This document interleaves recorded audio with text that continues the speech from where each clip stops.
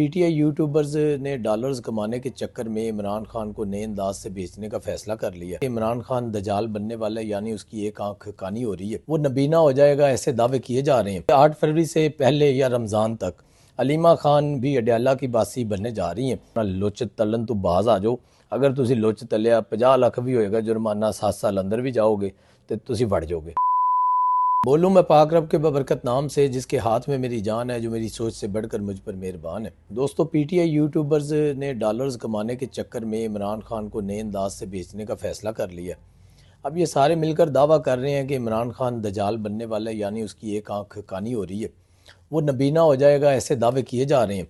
और कहा जा रहा है कि पिम्स हस्पताल में लाया गया रात को खुफिया तरीके से, मतलब ये उनका दावा है कि खुफिया तरीके से पिम्स हस्पताल में लाया गया, जबकि इसमें कोई सदाकत नहीं है। मज़े की बात है कि इन यूट्यूबर से झूठे दावों पर सलमान अकरम राजा ने हाई कोर्ट में दरख्वास्त भी दायर कर दी है। इसी से अंदाज़ा लगा लें कि पाकिस्तान की सियासत में पीटीआई कितनी संजीदा है।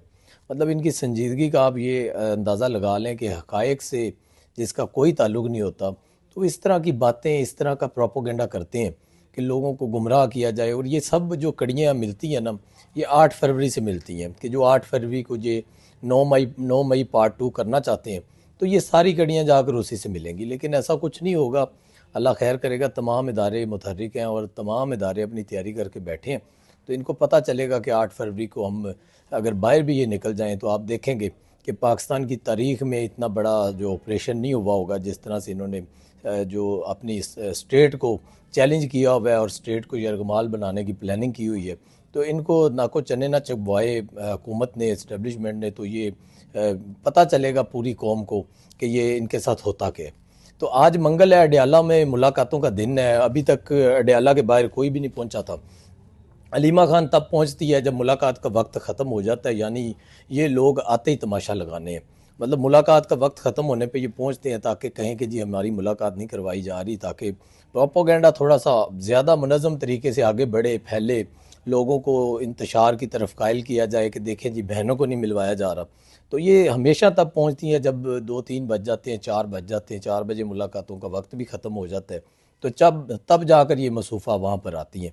तो और फिर ये चौथी मरतबा हुआ है अडयाला के बाहर। अलीमा खान जो इमरान खान की बहन है, उसकी कॉल पर 10,000 बंदा इकट्ठा नहीं हो सका। मतलब ये हर दफ़ा दावा करती हैं, लेकिन बंदे 20, 30, 50, 40, 200 से ऊपर नहीं होते, और 10,000 का दावा करती है, लेकिन आज तक नहीं कर सकी।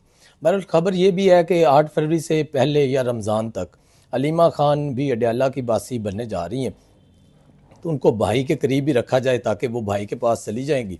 और ये मुसद्दका ख़बर है हमारे पास कि वो उसी अडयाला की जो एक बैरक की ज़ीनत बनेगी, तो जब वो उधर जाएंगी तो उनकी मुलाकातें भी रहेंगी, वो अपनी गुफ्तगू करती रहेंगी, मुलाकात करेंगी बार बार। हर तरह का जो उनका प्यार मोहब्बत का रिश्ता है भाई बहन का, वो बरकरार रहेगा।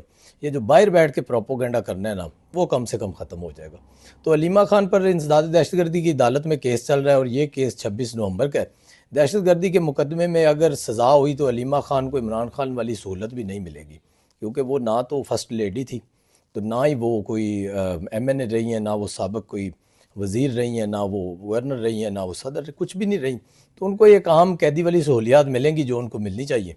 तो उनको ये भी डर है कि अगर मैं पकड़ी गई तो मेरे साथ क्या सलूक होगा। उनकी जो मैनुअल बुक है उसके मुताबिक ही होना ज़ाहिरी बात है, तो उसके अंदर तो वो फिट नहीं होती। तो एक तो उनको ये डर है, तो इसलिए वो छुप रही हैं। लेकिन ये बात तयशुदा है कि गिरफ्तारी पक्की है। दूसरी जानब दोस्तों, इधर खित्ते में सूरत हाल मज़ीद ख़राब हो रही है। अमेरिकी मीडिया ने दावा किया कि ट्रंप इंतज़ामिया ईरान में नई डील के लिए 4 शराइत आयद करना चाहती है। इन शराइत में अफजूदा यूरेनियम की ईरान से मुंतकली मुकम्मल तौर पर, और मुकामी सतह पर यूरेनियम की अफजूदगी रोकना, तवील फासले तक मार करने वाले मिज़ाइलों की हदबंदी और इलाकाई प्रॉक्सीज से ताउन बंद करना शामिल है। अमेरिकी मीडिया ने यह भी दावा किया कि ट्रंप इंतज़ामिया ईरान का नेवल ब्लॉकेड करने की कोशिश कर रही है ताकि ईरान तेल बरामद ना कर सके। तो ये अभी जो खित्ते की सूरत हाल है वो मज़ीद बिगड़ती हुई नज़र आ रही है। तो अल्लाह करे कि कोई अमन की फ़ज़ा पैदा हो और वहाँ पर भी कोई हाफिज़ आसिम मुनीर वाला शख्स जो है वो आगे से काउंटर करे इन तमाम मामलात को, और वहाँ पर भी पाकिस्तान की तरह जो लोग पाकिस्तान की तरफ मैली आंख से देखते थे, तो वहाँ पर भी अभी जो देख रहे हैं तो उनको भी उनका मुंह तोड़ जवाब दिया जाए। दूसरी जानब दोस्तों, पंजाब हुकूमत ने बसंत पर इश्तियाल अंगेज़ी रोकने के लिए दफ़ा 144 के तहत मुख्तलिफ मकामात पर पाबंदी आयद कर दी है। हुकूमत पंजाब की जानिब से जारी नोटिफिकेशन के मुताबिक बसंत के दौरान मजहबी हम आहंगी और अमन आमा बरकरार रखने के लिए पाबंदियाँ आयद की गई हैं। नोटिफिकेशन में ये भी कहा गया है कि पाबंदियों जो पतंगों पर मुक़द्दस कुतब, मजहबी मकामात या किसी शख्सियत की तस्वीर लगाने, किसी मुल्क या सियासी जमात के झंडे की तस्वीर वाली पतंगों समेत 30 रोज़ के लिए मजहबी व सियासी नक्शो नगार वाली पतंगों की तैयारी, खरीदो फरोख्त पर मुकम्मल पाबंदी आयद कर दी गई है। मतलब जो वो पतंगें खरीदो फरोख्त करते हैं या जो बनाते हैं और जिसके ऊपर सियासी जमात का झंडा लगा होता है या कोई तहरीक लबैक का लगाता है या PTI का लगाता है, मुस्लिम लीग, किसी भी जमात का लगाता है, तो उसके ऊपर मतलब मुकम्मल तौर पर पाबंदी आयद कर दी गई है।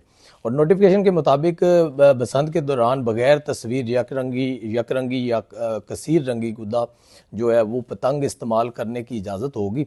खिलाफ कानून पतंगों की तैयारी व नकलो अमल, ज़ख़ीरा फ़रोख्त और इस्तेमाल काबिल ताज़ीर जुर्म करार दिया गया।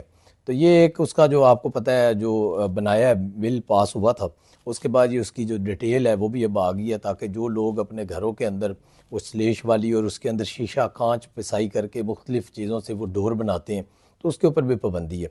तो हुकूमत पंजाब के नोटिफिकेशन में ये भी बताया गया कि इश्तियाल अंगेज़ अनासर की जानिब से बसंत के दौरान मजहबी या सियासी अलामात इस्तेमाल करने का अंदेशा था।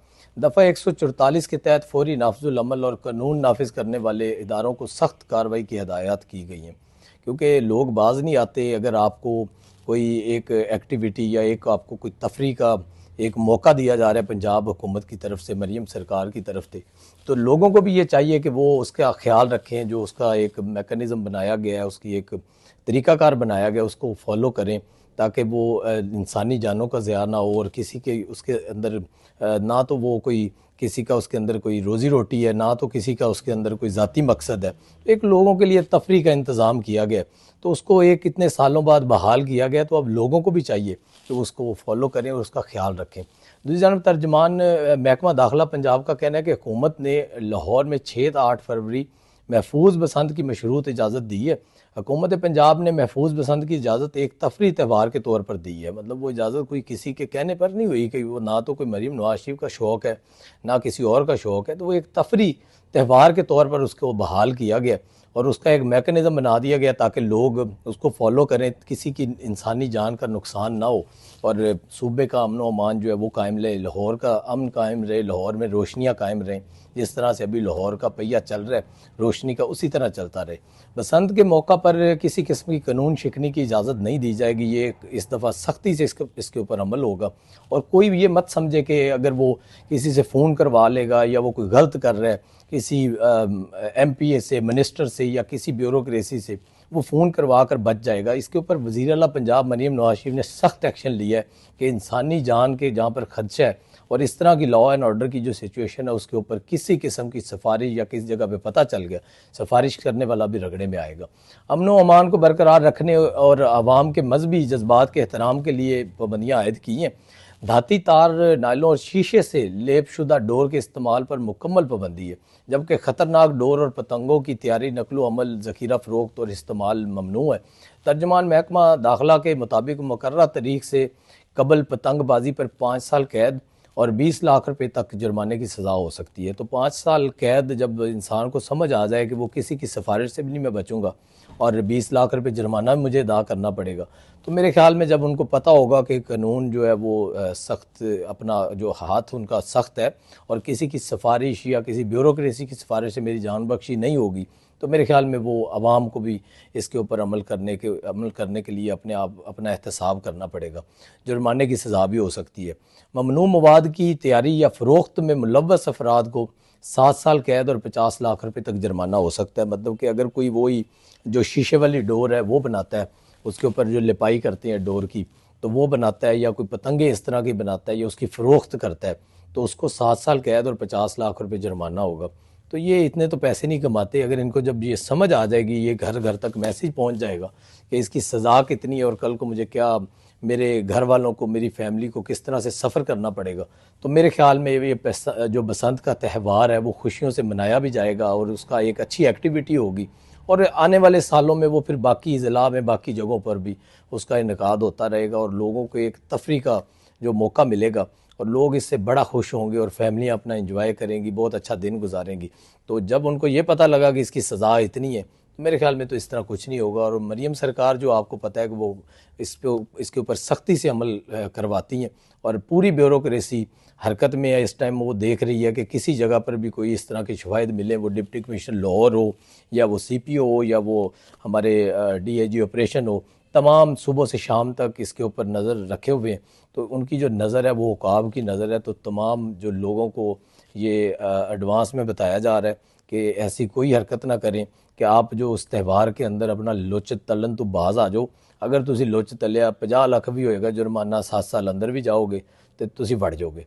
तो लिहाजा ये साਰਿਆਂ ਨੂੰ मैसेज है, अपना बंदोबस्त कर लो। जिन्ने भी माफिया ने या जेड़े कोई इंतशार या इस तरह की सियासत करना चाहते हैं कि चलो 2-4 जाना चलियाँ जान तो वो भी असी सियासत कर लाँगे, वो लोगों वास्ते भी ये मैसेज ज़रूरी है। तो कल तक के लिए दोस्तों इजाज़त दीजिए, कल फिर मुलाकात होगी। अल्लाह निगहबान।